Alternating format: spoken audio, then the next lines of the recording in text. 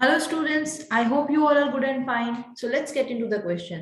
तो basically ये आपका statement वाले question है जिसमें हमें बताना है कि whether they are the correct explanation of each other and not, और basically हमारा बेसिकली स्टेटमेंट्स ट्रू है या फॉल्स है ये हमें बताना है।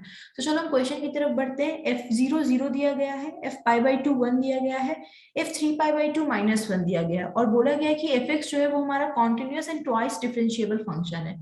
ठीक है, तो देखो सबसे पहले तो f0 हमारा f3 पाई बाई 2 के बराबर नहीं है क्योंकि 0 हमारा -1 के बराबर नहीं है। ठीक है, तो लैग्रेंजेस मीन वैल्यू थ्योरम जो है वो हम लगा सकते हैं क्योंकि ये कॉन्टिन्यूअस और ट्वाइस डिफरेंशिएबल बोला गया है।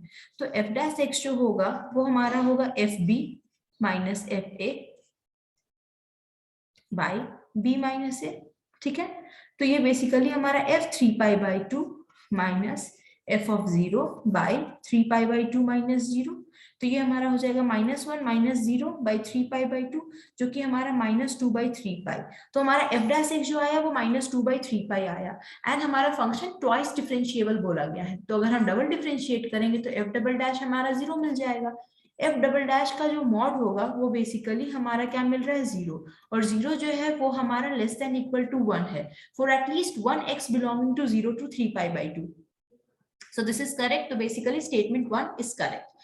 अब second पे आते हैं, according to Rowe's theorem, if y is equal to gx is continuous and differentiable for all x belonging to the closed bracket a to b and ga is equal to gb, then there exists at least one c such that g dash c is equal to 0।